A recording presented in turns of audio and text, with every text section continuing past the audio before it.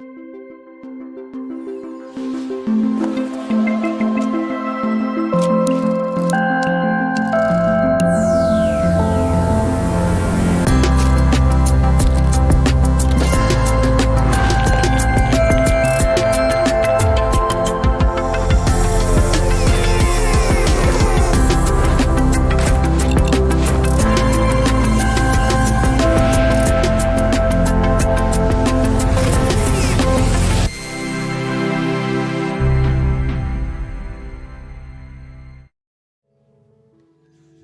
everyone and happy Wednesday. Welcome to another Adobe Live here in the UK.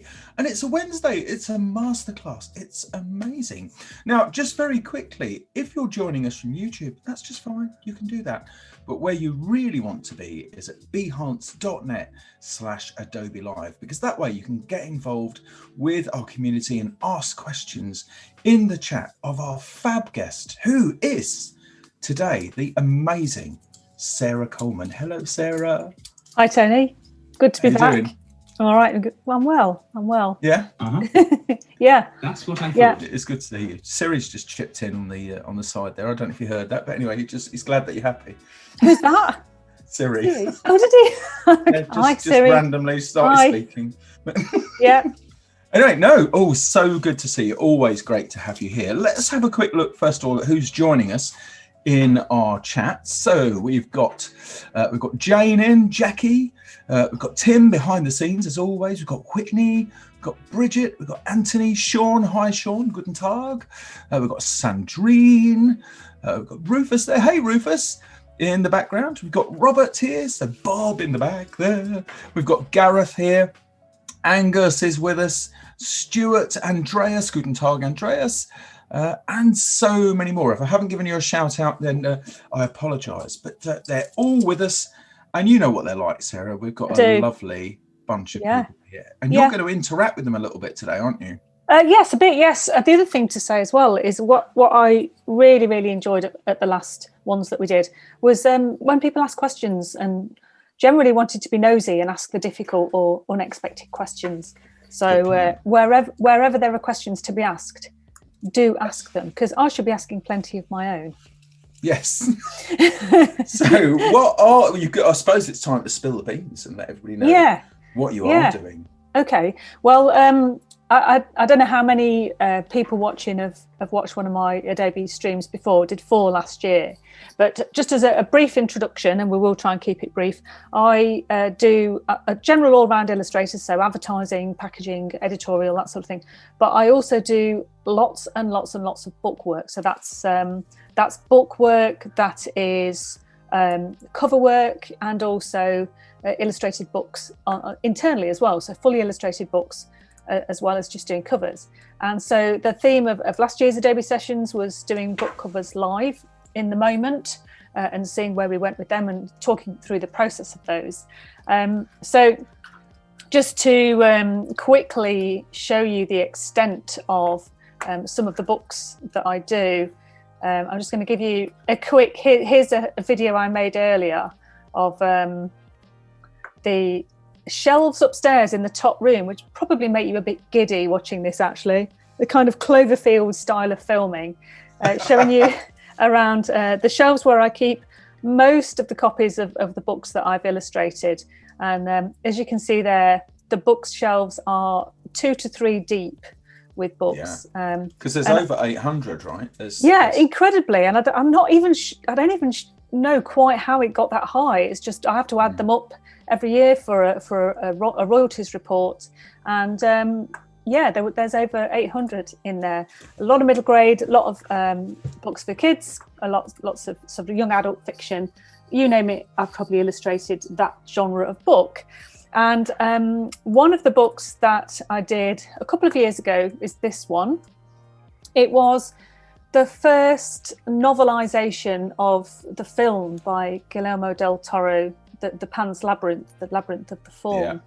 And it was the first time this book had appeared. There's been lots of fan art. There's been sort of graphic novels based on it. You name it, people have created work around this book. And but this was the first official novelisation written by the director himself, Guillermo del Toro, with well-known YA author Cornelia Funk, and they conspired to write the book. And Alan Williams did some illustrations inside, beautiful, and I did this cover, front and back, down the spine, and some lovely sort of page decoration as well. And so that was on my mind as I was thinking about what we're going to do during today's session. And then it came to me quite suddenly. I started to think about, right, we know what we're doing, we're showing off Photoshop, we're looking at techniques, and we're sort of looking at this really from a technical perspective.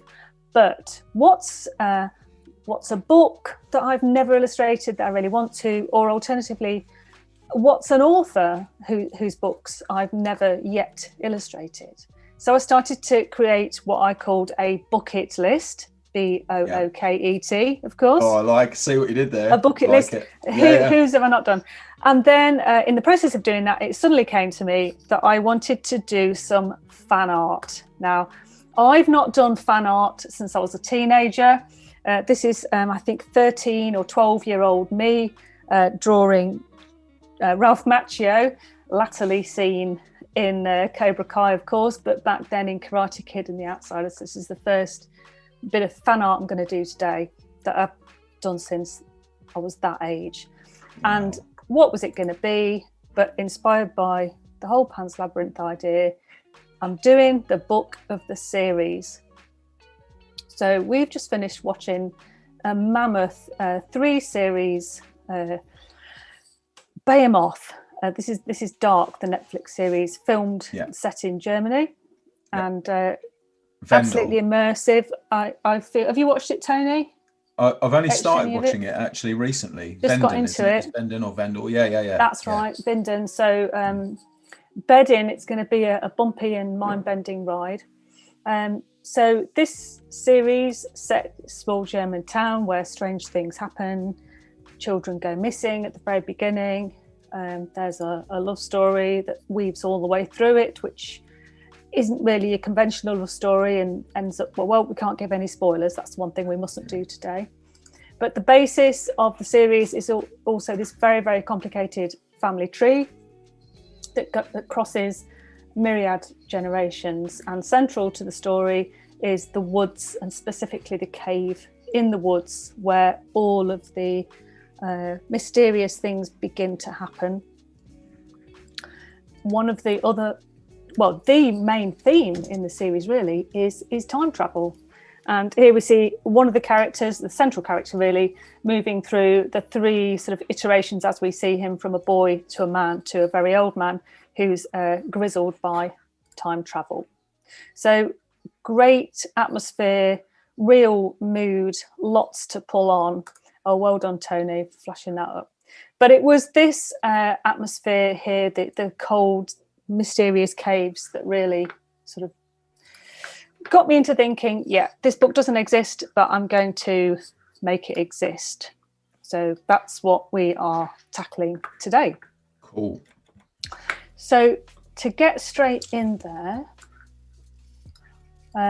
we're going with a conventional B format paperback, and what I'm going to do is start with quite a traditional setup. This is how I would set up a book for actual printing. So it kind of needs pointing out at the beginning of the session that this is not how a book cover would be made. It wouldn't be hurriedly put together in an hour and a half and sent off. Typically, a book would go over a course of months or weeks, especially if we was doing the inside as well. But what I am going to do is try and set up as realistically as possible the file that I would be basing any work on. So first of all, we're going to work in CMYK because that is how we would actually prepare a book cover for print, because it's going to be 99.9% of the time it's going to be full colour. Printing. You never work in RGB and translate it across to CMYK? Sometimes I do, yes, but I found over time I feel more comfortable working in CMYK from the beginning, and it feels like fewer accidents happen that way. I think I used to run into a problem with a lot of the greens used to be problematic. Yeah, well, it is. They are particularly problematic. Yeah, and if you're and starting magentas, really, yes, not magentas. Sorry, blues rather. Really, really strong light blues. Very. And if you're starting with something like if you're using real ink, you're using real materials. Sometimes they scan in a way that you get a really vibrant colour on the screen, and then you change it to CMYK just before you get ready to send it to print, and the colours have completely altered. So I found it easier to begin to work in CMYK from the start. You're right, though, it's not everybody's practice. So I got sent this the other day nice. as a gift. That's a generous gift. It's a lovely gift, and it's the True Match system. So it gives me all this breakdowns of all of these different colours. So that way there's no more guessing or working from the screen to be disappointed. That looks incredibly useful, actually. It is solid. I love it. As well as quite delicious. It looks like something you just want to have and handle, not necessarily do anything with, just getting out now and again, fan it open. The only thing is keeping it in the dark. That's the thing, to preserve its fidelity. That's the thing. I've never thought about that. Yeah, that's a mistake people make with Pantone swatch books, is they leave them out on the side, and of course the colour erodes fairly quickly. Which is what I used to do. Yeah. On that note, Tony, slight out frame just for a few seconds. I used to keep my Pantones on a shelf in direct sunlight, exactly as you just said. But I thought you might be interested to see my brand new shelving that went in. Oh, I love it. Over the last few weeks. I love it. Slight out frame, but I know you appreciate such things. So I do. Yeah. I do like shelves. So gaudy pencils that look like they're straight out of the Hey Dougie kids program, and then we've got these shelves are burnt. Actually, they're not painted. They're burnt. They're scorched. Right, so all the black is burning. So that's just an aside. I thought you might like to see those. No, I do like them. Thank you. But do not put the colour guides on the shelf. So what we've got is I looked at where to start preparing this this cover, and absolutely key to the whole concept of this series is a set of caves that run underneath a nuclear power plant. So I started with some assets prepared earlier, as they say. I work generally with a mix of analog and digital, so very literally analog, hands, ink, pencils, pens on paper, and generally tend to blend those with digital work, hopefully in an elegant and seamless way. So I prepared the central motif. I don't quite know how this cover is going to turn out, by the way. This is pretty much on the fly. That's the fun of it, though. It is the fun of it. It's not how you would do a book cover commercially, but it's quite nice to sort of go in with a handful of assets and see how it works out. So usually when creating work, I will either sketch it out on paper and then bring it into something like fresco, or perhaps go straight into Photoshop and use the Wacom to draw over it, or it will be done outside of the software and scanned and brought in that way. And this is, just to show you briefly for the people watching, this is the enormous Epson scanner, which takes A3 plus, and that's been going for about 15 years. And I use that on a really high resolution to bring finished work in. Really hard to get hold of now, very, very expensive. They are, A3 scanners these. Yes. I mean, this one was a little bit eye-watering when I bought it anyway, but I would say it was definitely worth the investment because it completely changed how I worked in terms of being able to upscale everything and scan stuff at a much bigger size. So just to go mega fast on this. So are you using a watercolour pencil there, or are you forcing a resist with the... I've put a black ink down that's been quite heavily diluted. That's a waterproof drawing ink that I've diluted. And then I'm pushing the bark texture in with a very hard pencil, and you get that lovely sort of bark texture. I like it. Yeah. So I know that people are here to see the digital trickery, but what we're seeing here is some of the favourite tools that are used in creating the work. And I think one of the things that I've absolutely loved about recent developments in the Adobe suite is just how easy it is now to pick up exactly the same tool digitally that you're using on the desk. So if I consider that, let me just show you this. If I consider that, here's a shot of the desk at its busiest. In the middle love that. So this is a fairly chaotic, typical day. I love that. Yeah. So we've got, you can see colours, brushes, nib pens. That's not all of them. All of the ink is behind me. You could probably just see it in the background there. And so what I like about working digitally these days is I can pick up any of these tools and pretty much replicate it in the software. And anything that I can't, I can have a go at replicating myself with a brush that I've made for myself. So we've got, this is, if we do a quick look at some of the different types of finish and nib that we need to be able to recreate.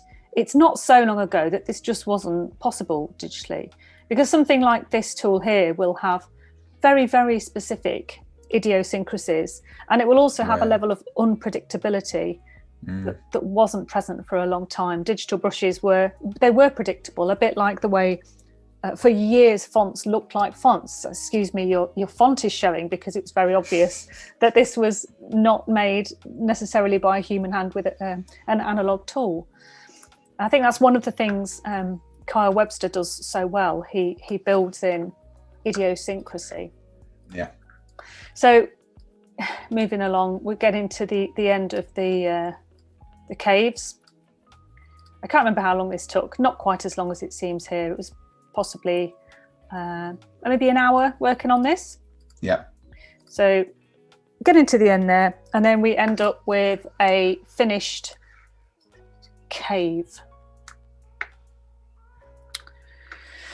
So this is what the finished cave looks like, and I've decided I'm going to try and use this for the basis of some kind of experimental cover. Okay. So that's been scanned on a scanner and brought in, and I'm just selecting that complete with the spatters on the outside. We might need to go a little bit lower on the tolerance there.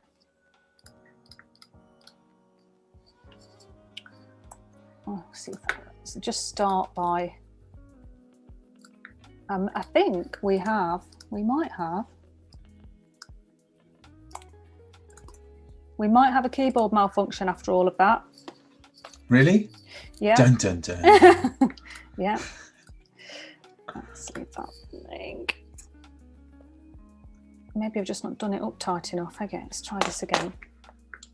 Yeah, we did have some battery problems, didn't we, before? Well, we had potential battery problems, which we then tried to see.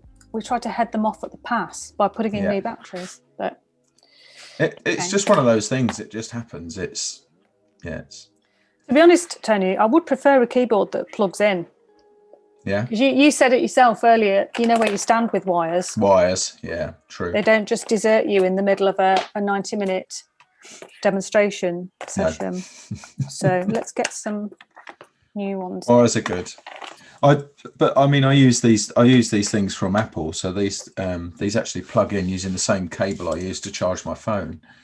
So what I do is whenever mine pops up a warning saying you have 10% battery left, it just makes so much sense. Yeah. Let's use the tiniest ruler in the world. Teeny little ruler that bizarrely measures things in 1/16 of an inch. Nice. That's it. Yeah. Right. Okay. Let's see if this is working now. See, my daughters that are sat in our live studio on the other side of town watching this right now are probably going, "Oh, he'll be freaking out that she's misappropriating a tool there and using it to undo a keyboard." Misappropriate?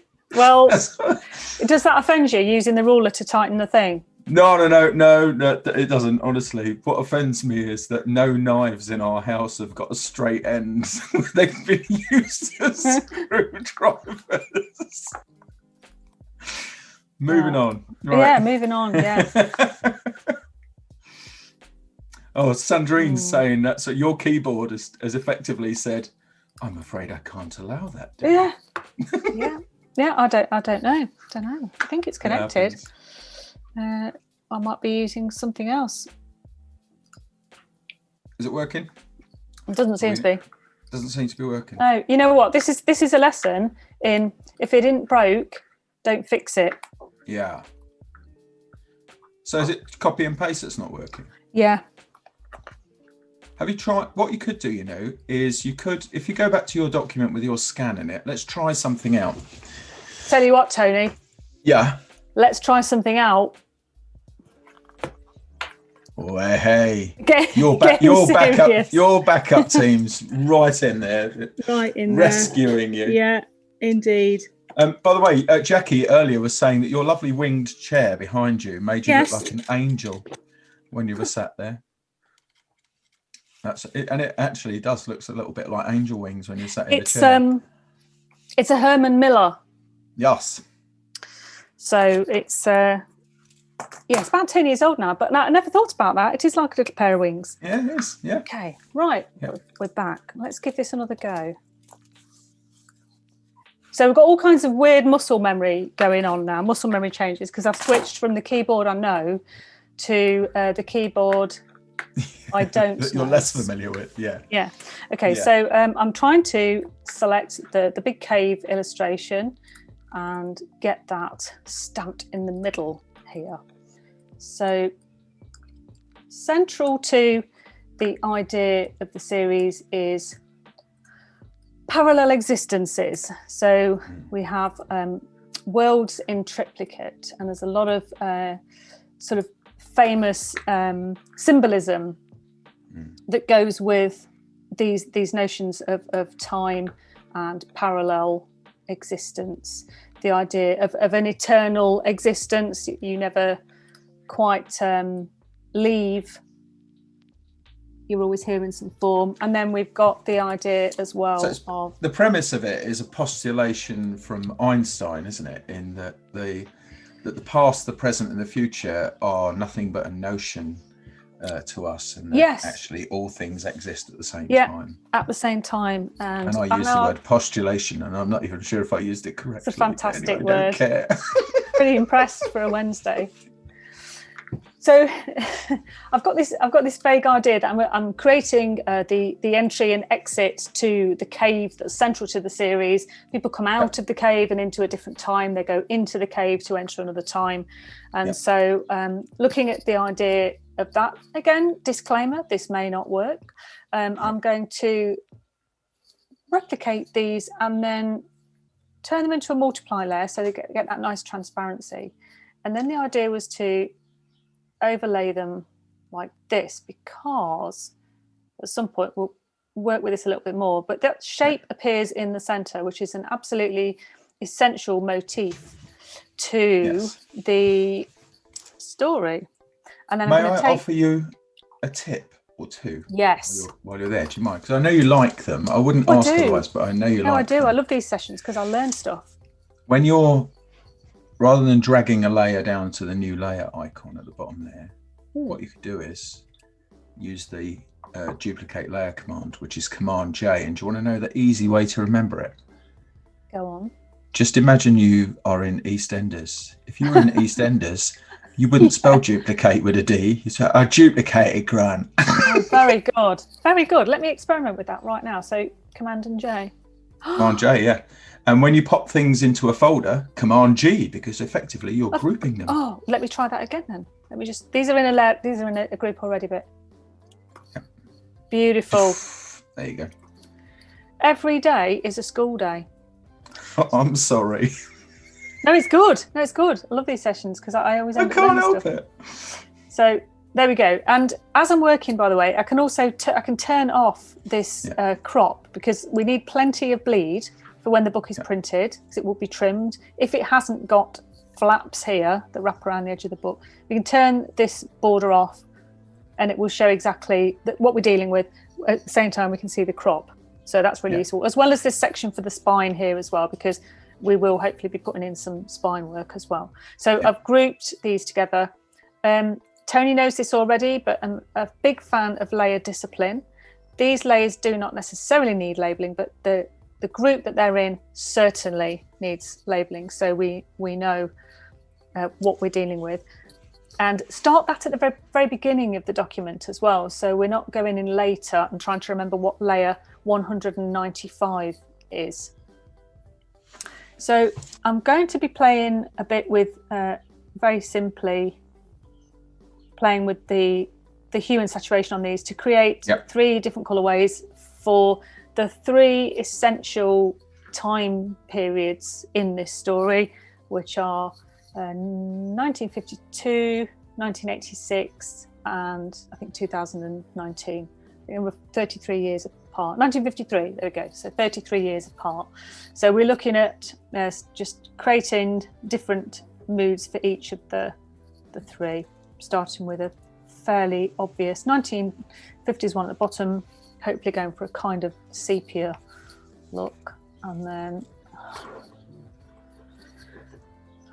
there's an awful lot of turquoise in this series as well. It's there are 2 real strong colours that are repeated, which is bright yellow for the main character's coat and this kind of very dark turquoise, which seems to run through the series. A couple of people I was speaking to recently said they couldn't watch the series because it was colour-wise, it was so literally so dark. They struggled to see what was happening some of the time. Okay, so we're not necessarily going to stick with this, but let me just dive into a couple of things in the chat, by the way. First of all, people are talking about misappropriating tools. Steve Cossaboom from New Zealand uses a 50-cent coin. Stuart Fickling says when the batteries run out, he uses a sledgehammer. We've all been there. Definitely all been there. Our Tim is saying about getting layers. If you're using the duplicate command and getting layers, and it's just he finds it annoying that you get copy 1 and copy 2. Yes. So Tim, what you need to do is hold down the Alt or Option key. So if you do Option Command J, you get the option to name your copy as well. I'm trying that right now.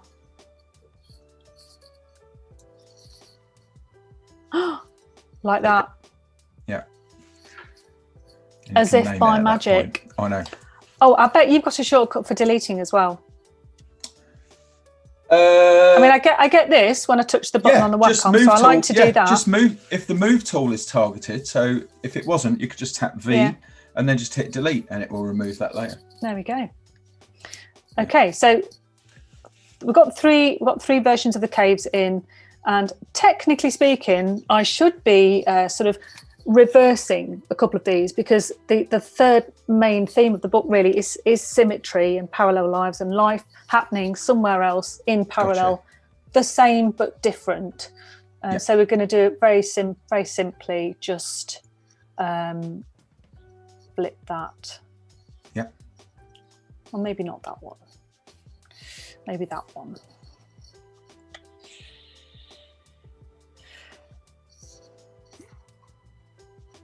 Okay. Oh yeah, that's better. That's much better.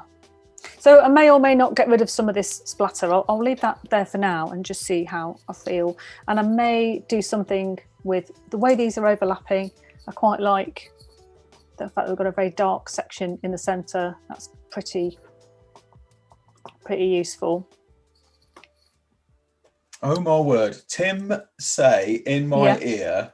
Yeah. Tim in my ear has just given me well, didn't give me this in my ear, he gave it to me in the chat.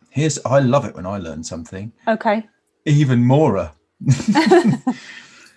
There's another way to avoid having copy in the layers, and that is to go to the layer panel options, and the very last option in the layer panel options. So if you go to panel options down the bottom there from the flyout, go to the flyout at the top right, to the hamburger. Panel options, which is almost at the bottom, you'll see that the last checkbox in that list is add copy to copy place and groups. Off. Tim say. Thanks, Tim. Because that's always annoyed me. You have to go back in and relabel everything. especially when you're up to sort of copy 33, copy 34. Yeah. Once did a piece of work which I think I got up to something like 600 layers because it was coins.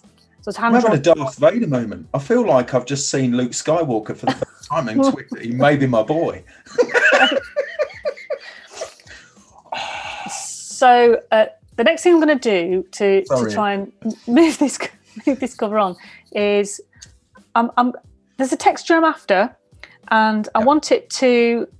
I kind of know what I want, and I don't know if it's going to work. So I'm just going to have a go at sort of finding something that works. So I'm a big fan of bits of mono printing.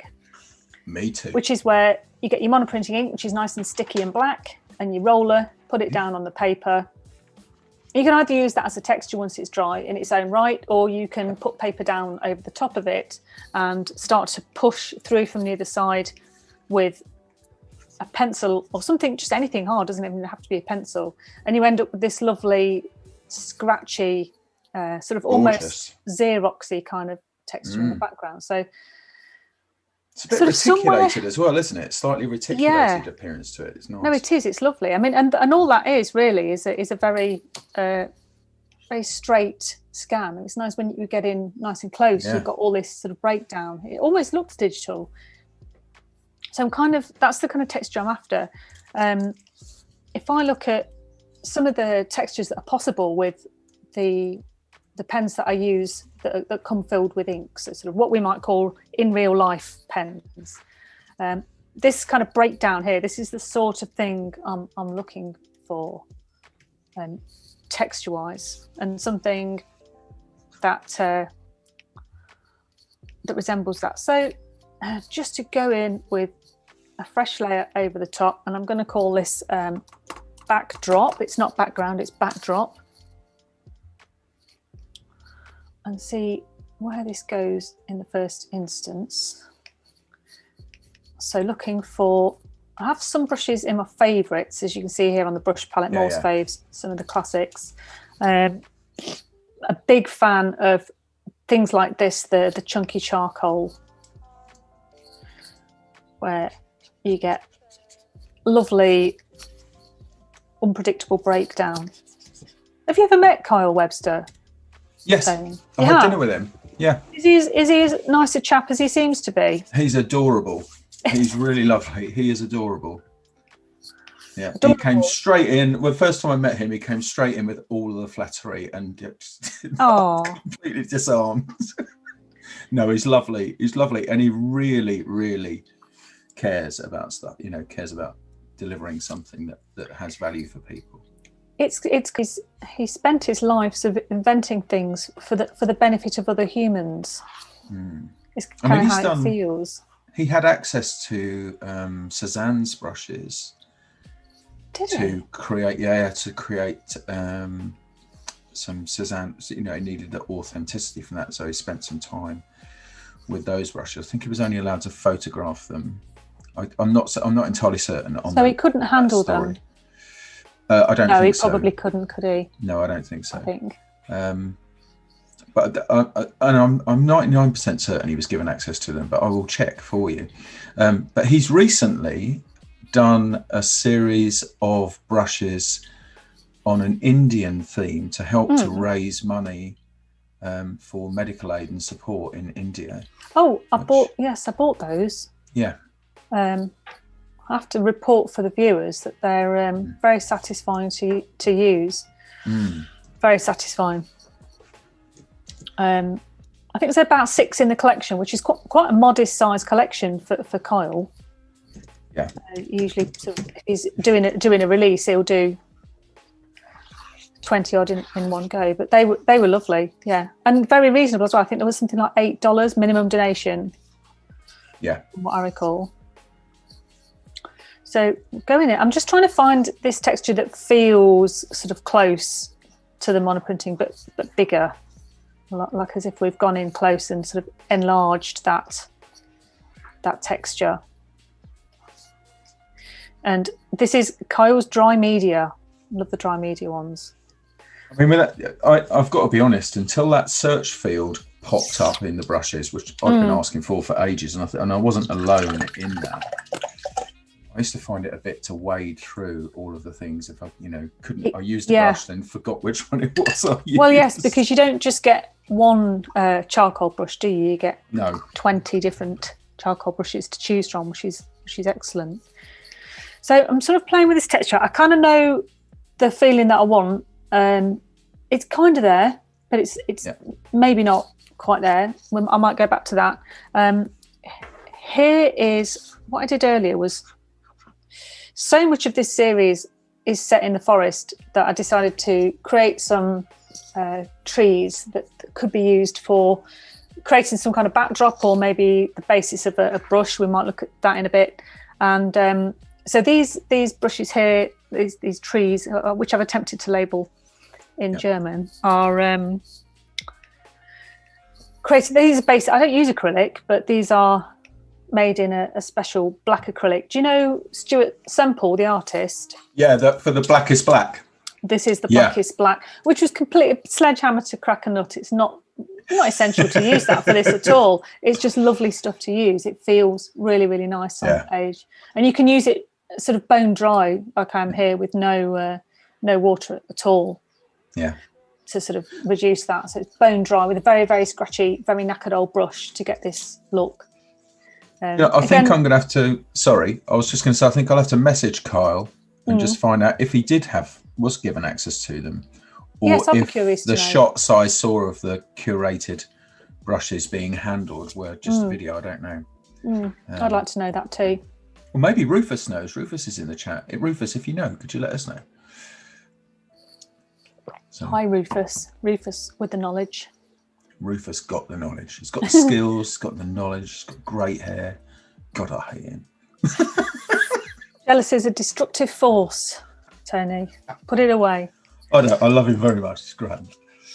So I'm just going to have a play with these trees and see how they might work as a. I don't need it there. See how they might work as a backdrop. They might not.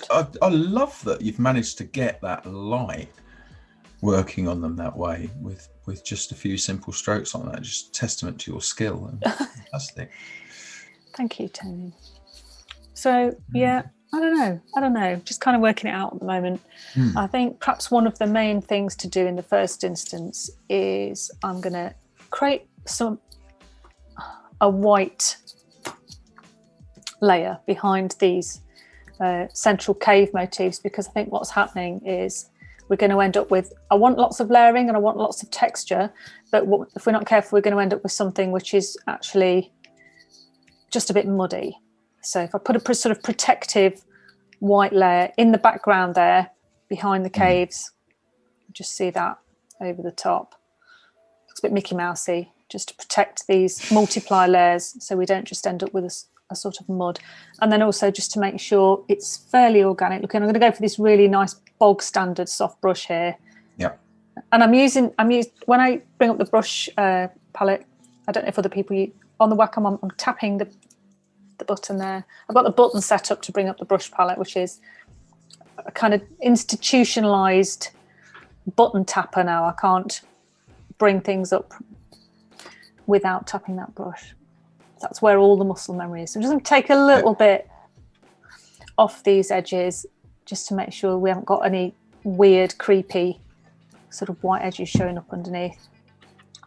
Because when you scan an ink created piece like this, and then you sort of isolate it to bring into use elsewhere, depending on how you've got your tolerance set and how much you're willing to sort of go around the edge, you can end up with a little tiny sort of white glow, which is a bit of a giveaway sometimes and can look a bit crude, can ruin the seamlessness, and you don't necessarily know it's there till you zoom in. So you can just see it just here. We've got a bit of an edge. So if I take back a bit of that white behind,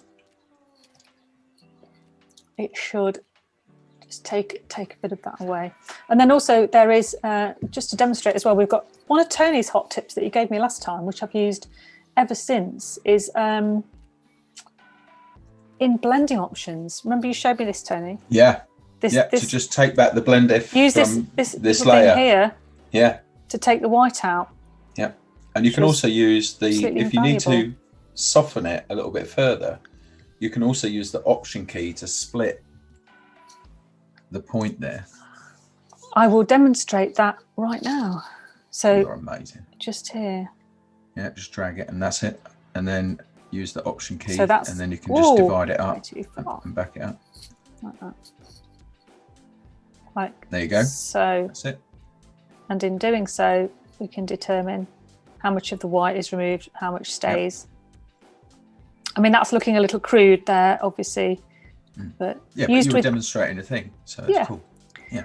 As with everything in Photoshop, great subtlety is less is more. I find. Do you find? Okay. Yes. Well, okay, that'll do. So once again, just to repeat that we're not going for sort of print quality stuff here. We're going for a synthesis of the process, and by now I would have had, of course, the input of maybe an art director and perhaps also an editorial input as well. So this book cover will have gone through some changes. So I'm not quite sure how good these trees are looking, but I'm going to leave them there for now and label them up. And then if I just think about taking this back.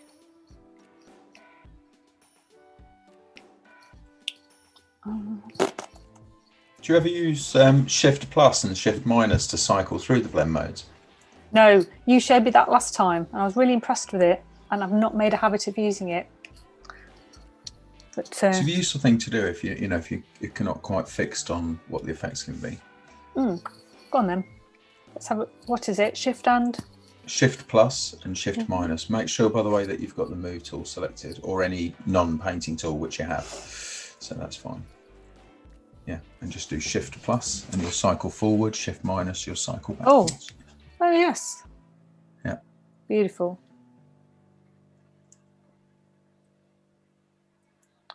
Wow, pretty nice. And how do we? Oh yeah, there we go.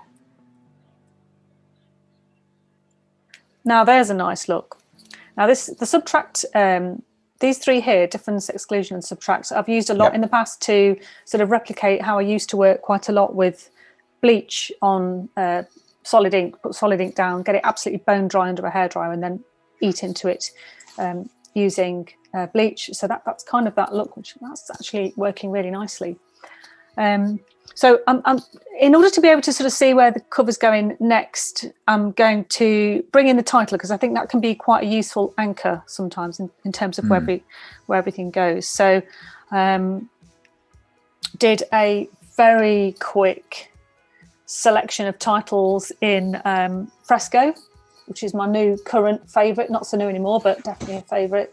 So just 10 seconds worth of speeded up titling creation.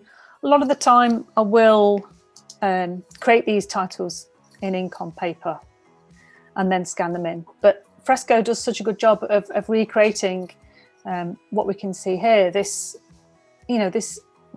I mean, Fresco is probably for another session, but the way we've got the ink disappearing and fading and sort of being soaked here, and the way we've got these sort of crayon edges, it's unbelievable really that that's being created digitally. And then this one at the top looks exactly like a fountain pen nib when it's kind of struggling or on its way out. Choking. Choking, good word. So that's what we've got there. It does look like Carl did have access to those brushes, by the way, and they are part of his ultimate impressionist brushes for Photoshop. And Rufus thinks it was back in 2016. Wow, what a privilege. Yes. So we've got the opportunity here to work out what we like here. So I've just brought this file in from Fresco using the cloud, of course, because everything is synced. If you use your cloud documents, you put it together in Fresco and then just open it right up from the cloud in Photoshop, which saves all that file sharing and airdropping. This has come over. I don't need the vector layer, I can get rid of that. So I've just rasterized this layer so I can bring it into the document. So I think we'll decide, perhaps you could ask for votes on which one? Yeah. So well, let's do that. Let's ask for some 2, 3, 4, 5. I've got no particular preference, so I'm kind of open to if there's any that the viewers are drawn to more than others. So get your votes in. Let's see who wants to see. And maybe we need to see them in situ. I'm not sure. Maybe that would be the thing to do. Well, possibly, but I mean, I think it's nice and easy where they are right now, I think. Okay. So number 2 has 2 votes. Number 3, number 4. It's quick. It's really tied between 2 and 3. There's a outlier 4 there, another 3, another 4, a 5, another 3. 3's definitely there at the minute. Another 4. Okay. Another 5, another 2, another 3, another 3. At the minute, Sarah, I would say it's pretty much number 3 that has it. Right. Oh, well, that's good. That's good. I'm happy about that. So we'll go with that then. We'll go with 3. There might be other votes to come in, but we'll go with that one. Yeah, I like that. Sandrine thinks I'm doing the lotto. Let's go for those big money balls. There we go. Oh, yeah. All right, there we go. So, we're going to call that title. There we go. So that's brought that in. Obviously, I'm going to see if I can brighten that up, or even get it white. Oh yeah, look at that. So get that scaled up a little bit. That's what's nice about that is again, I've used the hue and the saturation to make it white, but it's retained all of the transparency, which is what we want. I'm just going to move the caves up and out of the way a little bit, keeping that central motif bang in the middle of the template that we've set up. And then, I'm really pleased with how that title's come over from Fresco using a wet ink tool. Yep. Yeah. Bigger, maybe bigger, perhaps. What, for the type? Yeah. Do you think? We can review it. Do you know what I really love about that now, and in its position, in the position it was in just a moment ago, is of course the ascender from the diagonal on the K was becoming very much a part of the tree. The tree, yeah. It's just above. It's got a really nice. Yeah. Yeah. No, it's good. So I might turn the guides off, a bit sick of their turquoiseness. And I've got the back of the book blocked out, by the way, because I find it can help to really sort of focus on the front of the book. And one of the things that that we do when we're designing books, and when I say we, I mean book designers sort of generally, is we do what's called the Amazon test, which is where you would take a book cover on screen and you literally knock it back to the size of a postage stamp, and you're looking to see how legible everything is when it's this big on an Amazon book buying screen. It's called the Amazon test, but you don't have to buy the book from Amazon, of course. Independent bookstores are a sound alternative. But if the cover is working at this scale and you can read everything and you can make out what everything is, then you've got a successful cover. And lots of covers get altered at the last minute, really, because they don't sort of pass the Amazon test. Okay, so that's the title in. I think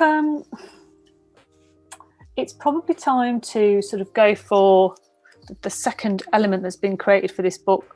Inside the cave is there's a map that takes you through the cave and will guide you along the route you need to go to get to the bit where you can pass into time. And it's kind of, show you how you pronounce it. It's called an Ouroboros, which is a snake eating its own tail. And there's a silver bracelet that's a snake eating its own tail, which I now know is called an Ouroboros. So I created one of those. to sort of anchor the bottom of the cover and bring that together. And again, this has been done with good old-fashioned propelling pencil and one of my favourite Japanese ink pens, which flows a permanent ink through a reservoir to a synthetic brush tip. It's really, really quite versatile. Is that a V Pilot V point? It's not. No, I'll show you what it is, Tony, because I know you like these things. Yeah.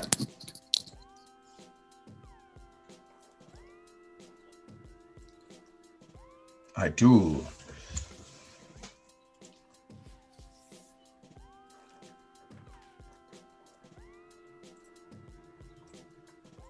It's fabulous.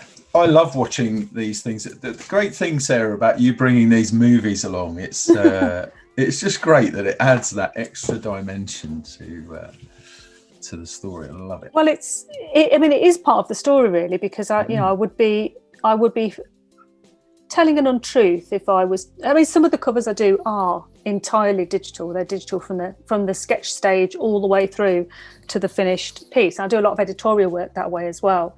Yeah. But I think because historically this is how I work, and it still feels quite natural to work this way. Apologies for the scabby fingernails on there. Look, wow. Someone's been people were asking about your fingernails earlier and just saying, how are your nails decorated at the moment? And they're decorated. Well, as you can see, they're decorated with ink stains. But yeah, I know, but it's great though. I did make a slight effort. Can you see those? There you go. Yeah. Made a slight effort today.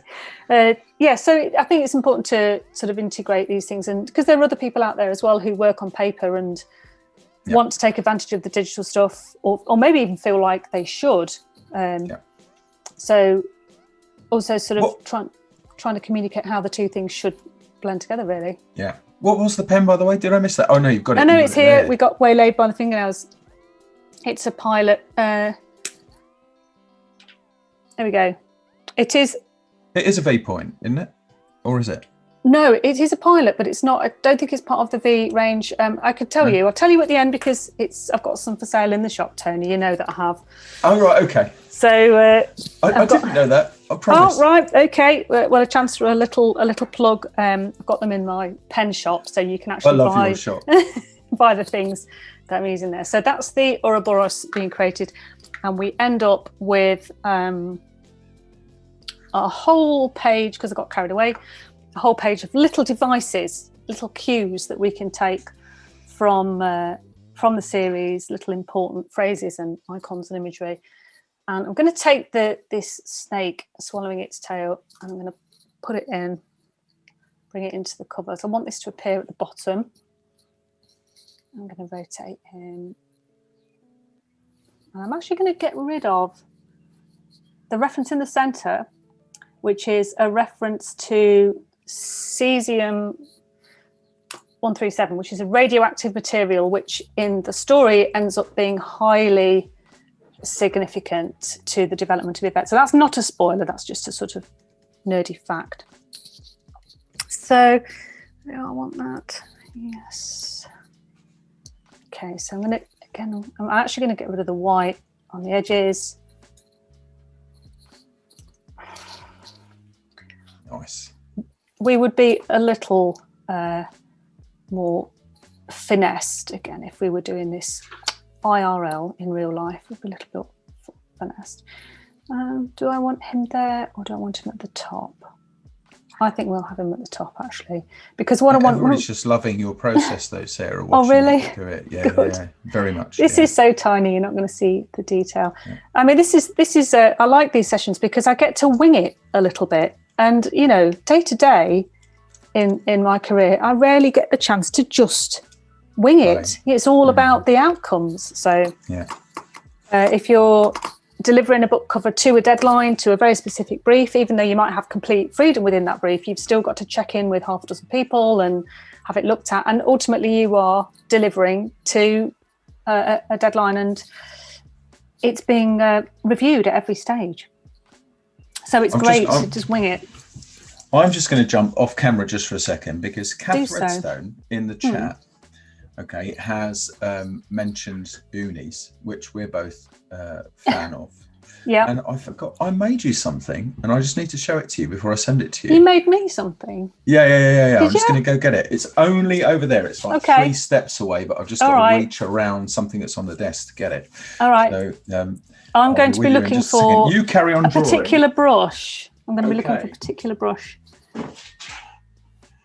So in this thing that I'm showing you, I'm going to say it's pen's not included because you've got enough of your own anyway. Enough? Yeah. Did you say enough? But look. What do you mean by look. enough? Oh, look at that. I made a thing. Tony, that's lovely. That will keep all of your unis in it to hand. And I have a lot of them. So I'll mail it to you. Is it Perspex? It is, yeah. It's gorgeous. Yeah, Absolutely I cut it on gorgeous. a laser and just dropped them in. So I'll mail it to you. Have you got a laser cutter? Yes. Oh, I'm well impressed. Yes. So, here's a confession here. This week, I tried and failed to make a brush for myself. So I like making brushes. I tried to make one which resembled rope or string, and I could not manage it for love nor money, as they say. So I'm going with a crude simulation of a rope effect. And once again, because we're dealing with themes of symmetry and parallel existences,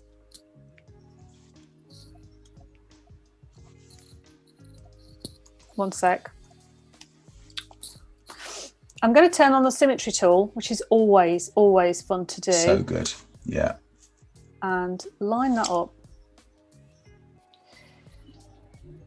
See if I can get this to work. Make sure it's absolutely dead central in this shape here. And I'm going to try and simulate. Let's test this works. Yeah. So we've got really weird light here, by the way. My screen is constantly dimming and resetting itself. So I'm going for. The symmetry is a big theme, even in the titles right from the beginning, isn't it? It is, yeah. Reflected. So I'm not happy with that, but yeah. So things happen the same way in alternative existences, but different. Same but different. You know, that old. Like when it's Christmas and your siblings open the present and you say, what have they got? And your parents say, the same but different, just so there's no argument. So I'm trying to create a not too cheesy, very rough kind of heart shape. That'll do. And we'll call that string, because the red string is absolutely essential to the story here. For the fennec. The fennec. I miss fennecs. Yeah, true. Not around anymore, are they? No. So see if I can just. Steve Kosseboom has redeemed himself in my eyes by giving me a wicked idea. Yeah. Steve, he's saying about one of those chest belts like Chewbacca has. Wouldn't that be awesome for pens? Could you imagine that, putting on a big belt across with just Which tool are you going to deploy? Yeah. Today, this hour. But if they were just there. Oh, so good. It's a great idea. Good. Yeah, that will teach you to learn how to sew, Chloe, my daughter, because you're going to know where you're That's it. That's it. Yeah.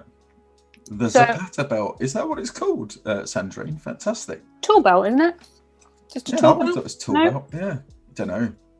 It's like a utility belt, Probably called something dramatic. Yeah. If it's Star Wars.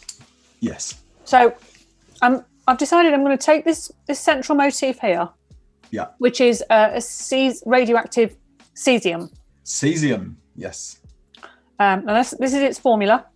Yep. So that's been done with a sticky old ink pen. I'm going to take that. And what I want to do, I want to try and make a brush out of this. Yep. So copied that area. I've pasted it in.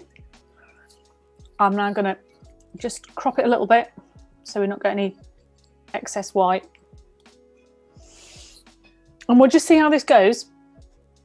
Make this into a brush. And we're going to call it cesium. Yep. And there it is. Always so straight away, that's satisfying, isn't it? Just even that. So just to sort of demonstrate on the back of the book for a minute where we've got space, let's create a spare layer that we can throw away. Straight away, it's going to behave like the most satisfying rubber stamp ever. So we can do that, which is like fun. But to really get it to work, of course, we have to refine it a little bit because, yeah, we can stamp away with that. But what we actually want it to do is behave a little bit more interestingly. So if I can go into the brush settings here in the brush palette and choose scattering, which straight away starts to change how things work. And then magically, I can just change how these literally how far they were thrown by the brush. Straight away, we've got this, and I can change how many are in there, so it's absolutely saturated, almost illegible, and how far apart, and how much they overlap each other, and so on. Regarding control, because I use pens in real life such a lot, I'm always more comfortable with the input happening via the pressure that I apply. So if I go really lightly, I've got a single sort of rubber stamp effect. And if I go in real heavy, then they will multiply like crazy. So just get rid of that. Secondly, another thing I like to play with, it isn't relevant here, but I can play with the colour dynamics. Which is absolutely magical, depending on the colour that you're working with. If I take the turquoise, which is a feature of this series one, then you'll find that you get versions and sort of tonally correct impressions that go with the colour you've chosen. So obviously I'm working with a blue or a turquoise here, and it will find colours that are appropriate to that. Again, let's pick a yellow. Really out of space. Then we get, again, tones that are sort of appropriate and based around the yellow that I've chosen. Again, not totally relevant for this book. So I'm just going to make sure this brush works for me the way I want to. I'm going to turn off the colour dynamics. I do want wet edges. And I probably want little transfer. So if I enlarge this, hopefully you'll see that the brush tool has picked up all of the mess and all of the sort of idiosyncrasy of that original piece. If I take another little shape that I've made here that is again a significant, see if I can isolate this. I've got another incoming tip or nugget from Tim. Oh, bring nuggets in, bring them in. Yeah, so this is from Tim. If a Kyle Webster brush has CD in the name, it supports color dynamics. Oh, I like that. It's good. Thoughtfulness, that is. It is. It's very considerate. It's watching what's going on, and so if I just take user-centric work, I love it. It is.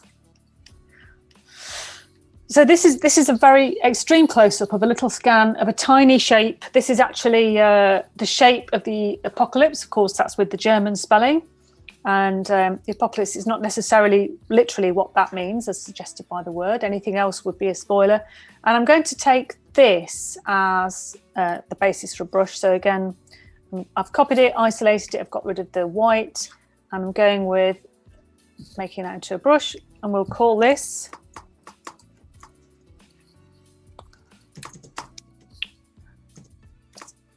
there we go. So again, I can choose that brush and it will do what it says. Basically work like a rubber stamp.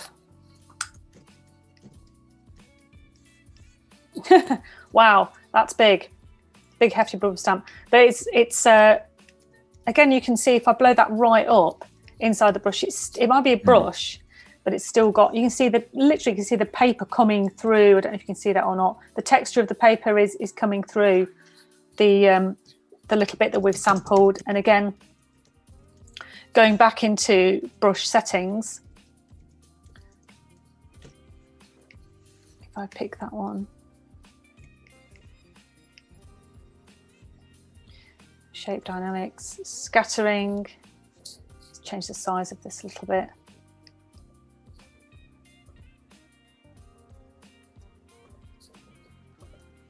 Can really start to like create a cloud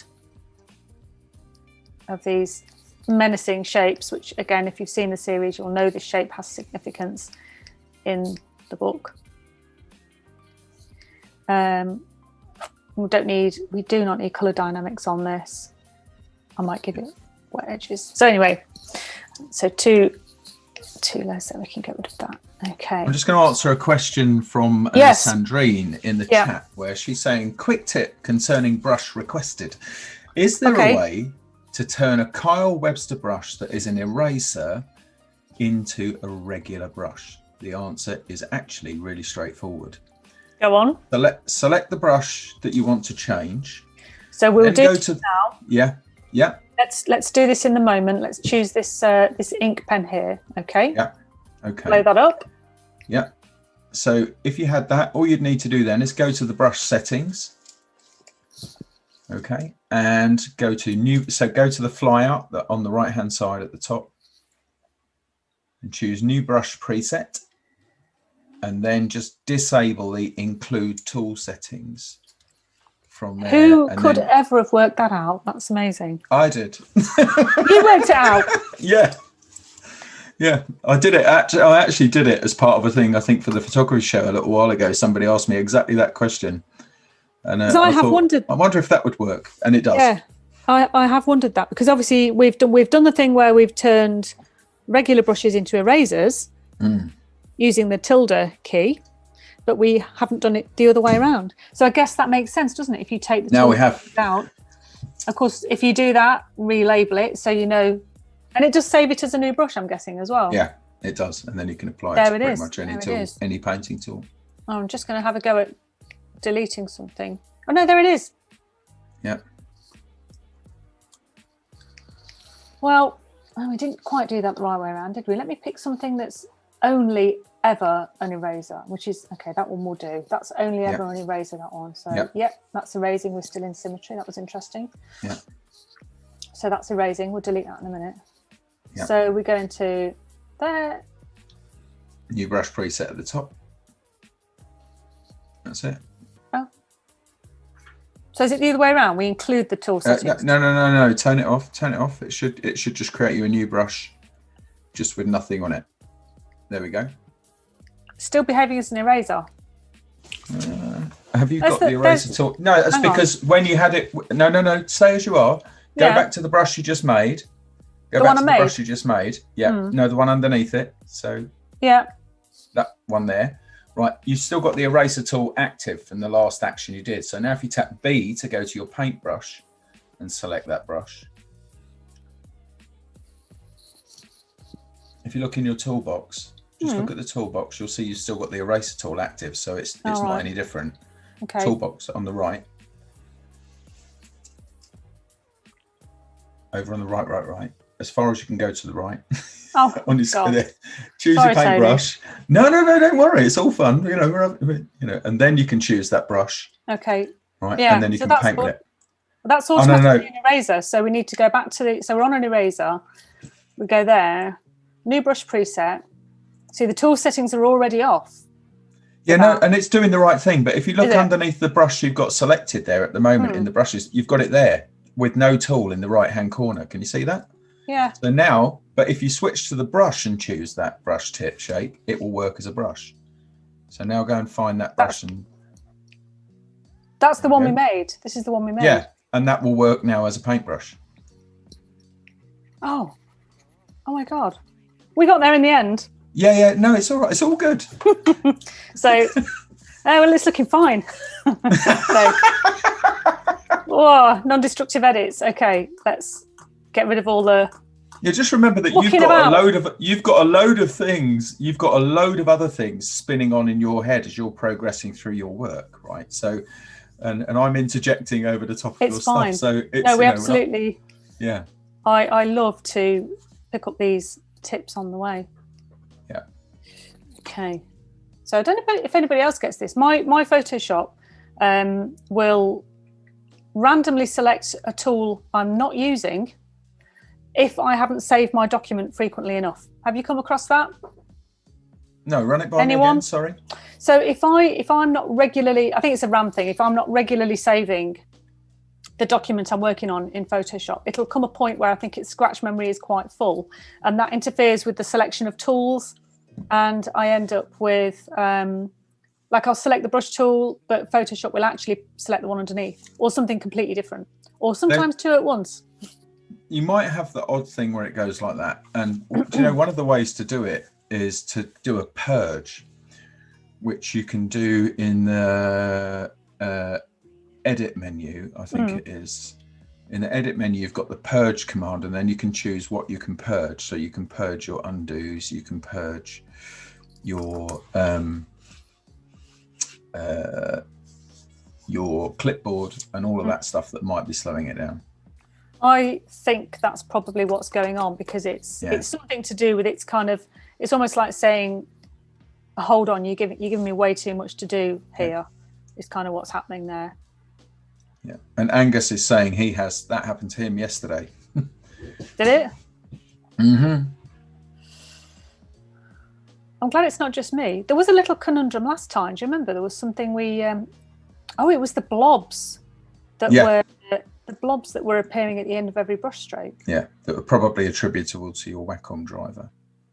That's right, and it was something very, very strange in the end, and also absolutely knackered Wacom tips as well. Absolutely knackered. They were exhausted from too much work. So I'm just creating quite a crude shape here where these three worlds overlap. And again, Tony mentioned this earlier, but this search bar here in the brush settings is just so youthful, because I can't remember the complete name for this very specific fountain pen tool, but I know the word Utes is in there somewhere because it made me laugh. So I literally just have to search for choose that one. Utes, and there it is. It comes up. So fantastic. Yep. And then I'm just going to. What I'm going to try and do is sort of create. I need a rough edge for this. I don't want it to be quite as clean as it is. So we're just going to go. Let's try that one out. Try this very rough edge, and change the angle of it a bit. Just very gently kind of soften this edge a little bit. Nice. Now, fuzzy it up. Doesn't that look like the symmetry tool is on? It does look like the symmetry tool is on. But it wasn't. Let's try that again. That's interesting. It does appear to be an active line of symmetry there, though. Yeah. Let's try turning it off again. Make sure it's off. Symmetry. No. Symmetry. It's off. It's off. Yes. Let's try again. Okay, become a bit sticky. It's funny how they sometimes do feel a bit like actual mechanical things that need oiling. And you know that's not a thing. It's not in any way a thing. So there's a sort of very, very rough triangle.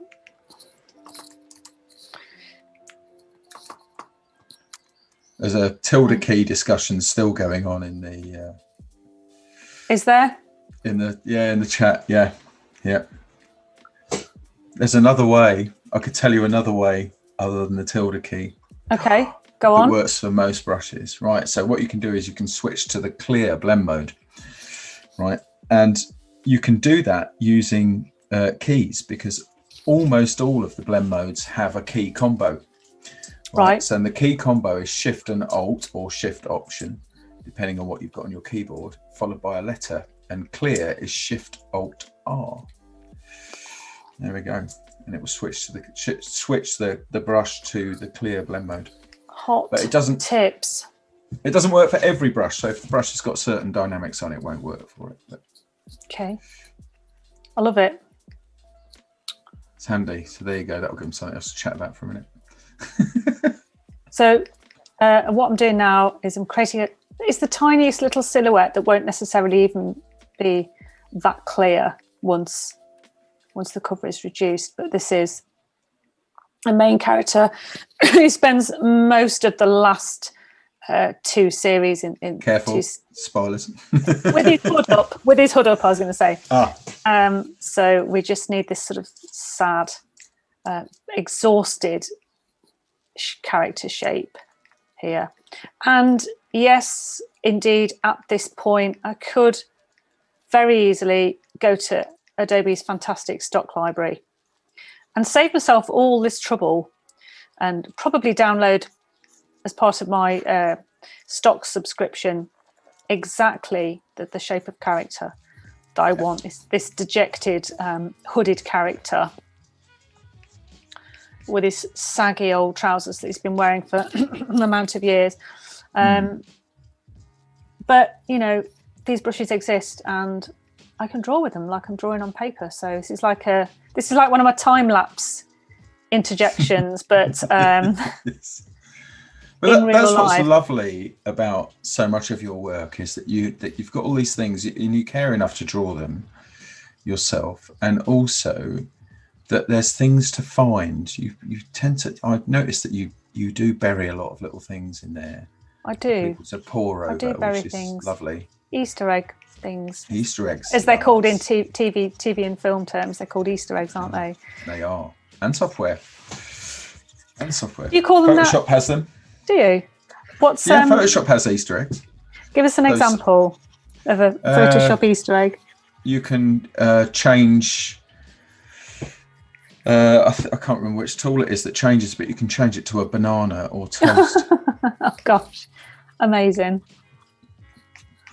Tim's going to help me out in a minute. And just remind me how to do it. I think it's in the prefs. I think in the preferences you can change. I never knew that. Oh, I've not memorised it because it has no function or utility for me. So, but it's novel. Sometimes people do it when they're doing lives. Yeah. They put the banana in their toolbar to show how Photoshop they are. Well, clearly, I am not Photoshop enough, but maybe next time I will do it. Oh, the banana's in the extra tools, says Jackie. Oh, there you go. So you'd need to click the ellipsis at the bottom of the toolbox there to get hold of that, and then you'll find the extra tools in here. And here, yeah. So click that ellipsis. Yeah. Interesting. Yeah. Click and hold. There we go. Edit toolbar. Let's find the extras. There's an option. Hello. Click done. Shift click done. Okay. I don't think that popped up. Or try option click done. So go edit toolbar again. Hold down the option key and click done. No bananas for me today. No bananas for you. Another time. Oh well. If you're disappointed by the lack of bananas in Sarah's toolbox, complain to Tony, not me. Complain to me. So I'm just trying to get this silhouette of the guy with his hood up finished. And you asked me this question last time, Tony, but I'm going to answer it even though you haven't asked it, which is, you basically said you could draw an outline and you could just fill it. Why don't you do that? And the answer is basically the same as it was before, which is there's an idiosyncrasy in my work, which is at present sort of almost expected. It's kind of part of the look, and I feel like I've got more control over the line. If I do it this way, I can build in the detail. As you can see, if I blow that up, you've got little spaces, you've got little gaps where it's not completely filled in. And if I had used a fountain pen to draw this, you would have exactly this broken edge as the ink meets the paper and dries, and so that's why that looks as it does. I'm currently using the tilde key to make eraser tools. Yes. Out of things that weren't originally meant to be. So that way I can delete a little bit of his trousers. Okay, so there he is in the centre. And then we have really sort of one. So if you could time travel, Sarah. Yeah. Right. Yes. You're allowed a day anywhere you like in one particular time. Where would you go? Just out of interest. Can it be forward or back? Yeah, whichever direction you want. Forward or back? I'd be a bit worried about going forward. Well, yes. Anybody who's read The Time Machine would just think, yeah, no, I'll just go. For very good reason. Yeah. Oh gosh. I was just thinking that while you're drawing, it's a you know. It's God, that's one to ponder, isn't it?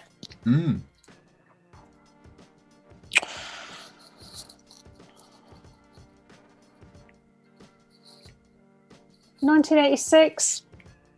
Yeah. Yeah. Right now, it feels like it would be 1986 because, well, it features in the series. Yeah. Which I thoroughly enjoyed. Sort of being taken back to a version of 1986 that I would never have seen because I wasn't a teenager in Germany at that time. That's right, because very early on in the series, it has "You Spin Me Round Like a Record Right Round." It does. On that fantastic Sanyo TV. Where did they get that from? Amazing props department. Incredible. Yeah. And A Flock of Seagulls, I Ran. I love that song. That one? Yeah, no, I love that song. It's on there as well. So you do get these little 80s gems, but I would go back just for that, just for a little while. And also, it was a nice time for me because it was O-level time, so it felt like everything was still to play for. You know, you're just doing your exams. You're kind of working out what you want to be, where you want to go. So it feels like an exciting time, but I wouldn't want to stay there for long. No. Oh, no. 1986 was a good year for me. I think quite kind of liked. What would you have been doing in 1986? Well, up until November, I would have been thinking about impending parenthood. After November, I would have been thinking, "Oh man, I'm a parent." Okay. So. Hardcore.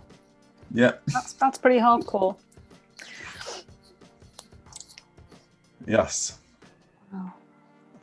See if these. 1984 was the best for Sandrine. Was it? Yeah, that's what she's saying. Were you still a bit 84. punky then, Sandrine? I stopped being punky shortly in about 1987. What's Sandrine saying? Where the chat starts going, this is old people chat. Yeah, old people. Let's move it on. Give them a biscuit and sit them in a comfy chair. What you mean? Like this? Like that, yeah. I think one of my first answer, my instinctive response when you asked me about where would I go was to say I'd want to go into the future, because I think that's actually where I'd want to be. I would only want to go into the future if I knew there was an instant recall button. Oh, God. Just like, no, don't want to be here. Yeah, well, that's the thing. How far would you go? If you could go to the future, how far ahead would you travel?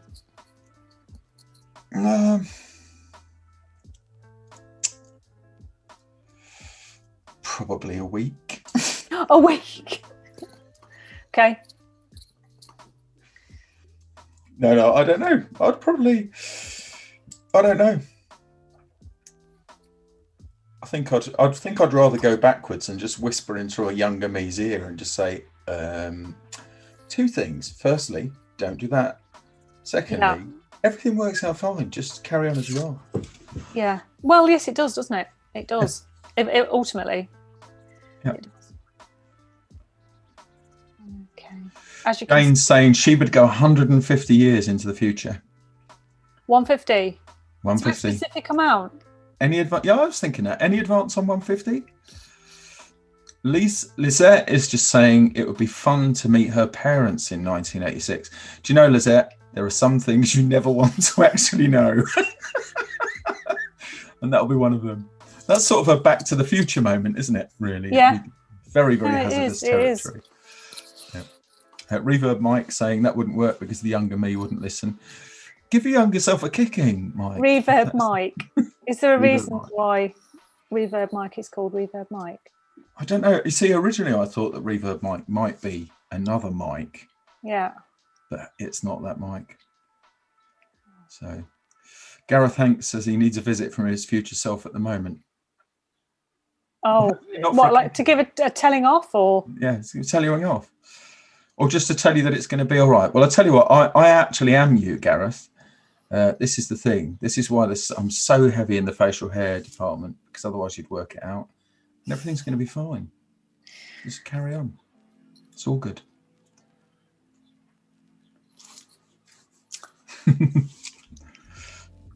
So just been giving a slight, almost like a kind of, well, they look like aliens coming in, which is actually nothing to do with the plot at all. It isn't my intention to make it look like aliens, but just sort of this cloud appearance at the top. It's sort of the idea of something impending, something kind of on its way in. And then the other thing I'm doing is I'm just I want these to glow a bit more. These views out of the cave, because we're in the cave looking out in these little illustrations. So I'm just go with general brushes. This good old fashioned burst of light. So I've knocked back the white that's behind our caves. So that's quite nice on its own, actually. And I'm going to try and give these a bit more of a. As we're getting towards not too far away from time. Yeah. What I ought to do, by the way, is remind everybody that, of course, we have our Discord server where you can come along and chat with everybody afterwards, if you want to, as long. And also in the chat, Tim is just reminding us that Rufus has a poster, Alles wird gut, which he does in his kitchen, I think, on the wall, and it just means everything will be fine. Oh, it's a good thing. Alles ist gut. Yes, alles wird gut. You see, I was hesitant to announce this, but I've been learning German for about 8 weeks, and I did it at school. So yeah.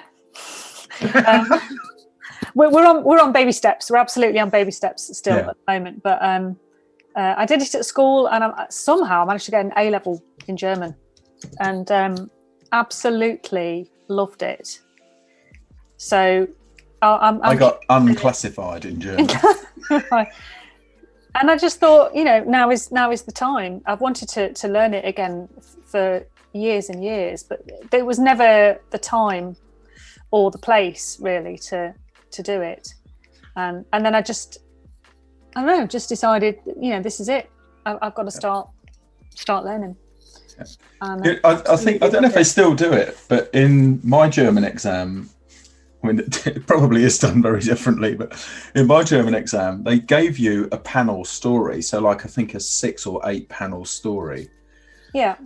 That you were supposed to narrate in German. You were supposed to give an indication of what was occurring in the story in German. But this is where my inner mischief really lets me down, because firstly, I had to add things to the drawings. Oh. And secondly, I realised that the additions were well beyond my German comprehension. So I just wrote things in English with the odd German word thrown in. Oh, well, it's a start. Yes.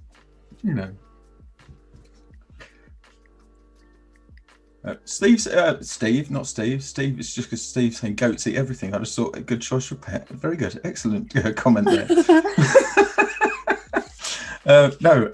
Tim was saying, you're welcome to watch the German streams. That's a good place to learn, actually.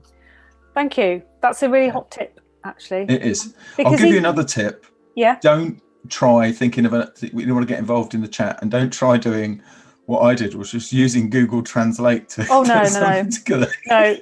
This does not work.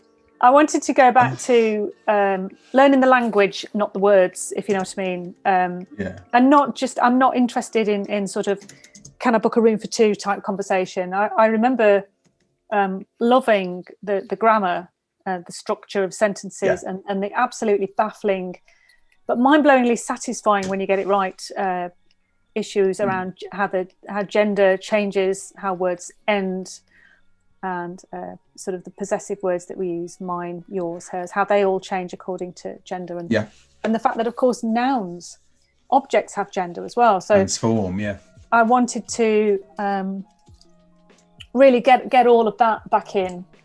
And it was all in there. It was sort of lying dormant. It was kind of waiting for me to go back in and start using it again, which was a delight, really, to discover. But of course, I don't mention it to people, because when I do, just like when you're at school, people go, say something then, and then and they expect you. I'll tell you what, I think my favourite word, apart from Schadenfreude, I love that word. Oh yes, and Schmetterling is Neuwagengeruch, which is new car smell. Oh yes, which is a good word. And the other one, Eierlegen Wollmilchsau. Eierlegen Wollmilchsau, which is egg laying. Eierlegen de Wollmilchsau. Tim's correcting me on my ear. I can hear the word full milk. It's an egg laying, wool making milk pig. Oh, wow. It's a great word. Wow. And because we say here, and I said it to Julia Seagull, I said about being chief cook and bottle washer, which is a thing we express for multitasking, right? Yeah. So you're running the whole thing on your own. You write the theme tune, you sing the theme tune, that sort of business. And I said about being chief cook and bottle washer, and she gave me this fantastic phrase and then accompanied with a gif of exactly that stuff. But there we are. It's a great word. I love it. Great word. Anyway, Sarah, we are getting very, very close to time. 2 minutes over. Yeah. Well, this is more or less finished. So surprisingly, and to the amazement of all concerned, we have something that actually resembles a book cover. So there we go. That's how it would look. So I'm going to crop that. Have I got time to put it into the 3D template, or are we totally short? Yeah, no, go for it. Go for it. All right, so a couple of minutes. Just, this is something that I do to, if I'm going to present a book to a client and it's pretty much in its finished form, then I will mock it up as a cover using this template here, which is basically a 3D book. We copy and paste the flattened cover, and we get that in to the right place. Where are we? There we go. And then this template that's been set up as guides, top left and right. So we just sort of distort the perspective on that to really kind of, we're really trying to give the client a suggestion that this is how your finished book might look. And I find it invaluable if a client can't quite visualize how it's going to look.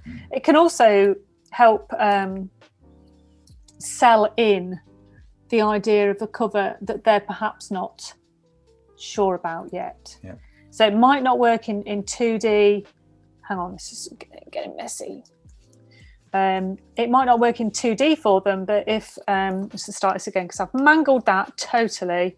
Don't worry, it's all too good. big. It's gone in too big, so let's reduce that a bit. It is really useful because the client gets to see what the actual printed book might look like, and it is a simple case. She says simple, having mangled it, of following these guides and getting it to look like a book. It's even got a little tiny shadow. We can turn those guides off when it's done. What you could do, in future, is you could, if you had that book set up in that way. An easier way for you to do it might be to actually use vanishing point, and then you can just map it down using vanishing point. Yeah, you can set up a grid for your book, and then you've just got a Photoshop file that you can just drop stuff into and transform it normally, and it will transform. That's quite nice. 3D space, but that's for another day. Yeah, that's nice. Well, once again, amazing spending time with you. Sorry about the all of the different diversions. Oh no, we like the diversions. That's. I was going to say that you did say at the beginning that you kind of like all the bits on the side. So yeah, so I do, and the learning, and all of that. It's all good fun. It's great. Yeah. So hopefully that was useful to and at least a person in the audience. No, they've loved watching you work. They've loved all the little bits on the side as well. It's been so good. Jackie's saying thank you very much. Welcome, Sean saying Jackie. Thank you. So thank you. Yeah, great. Thanks and I hope watching. It's not too long. Steve saying fantastic again. Sarah, Jane saying superb. Thank you. Hopefully it won't be too long before we do it again.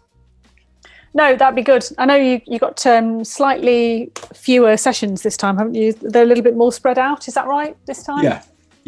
We're all doing, because we are only on 3 days a week now. Okay. So we're just Monday, Wednesday and Friday, and there's sort of a theme running at the moment for this season, and the next season, I think, for Monday, Wednesday, Friday. So we will see, because people are back at work Fingers too. crossed. People are starting to go back to work, so it's So fewer people able to watch, I guess. Yeah, but we're getting a lot watching on the download as well, so that's the thing. So it's all good. I mean, we're still getting good audiences. It's still nice. So yeah. Good. Anyway, right. Thanks, everybody. It's been fun, as usual. Thank you. It's been amazing. So thank you ever so much for joining us, everybody. Don't forget, if you do want to watch, there's something you missed, you can go ahead, watch it on the download, as I just mentioned, later on. Join our Discord server where you can chat. And in a moment, there'll be a screen that will tell you what's on for the rest of the week. And I'll see you next time. Take care. Lovely to see you, Sarah. Thanks, everyone. Bye. Thanks, Tim. Bye. Bye.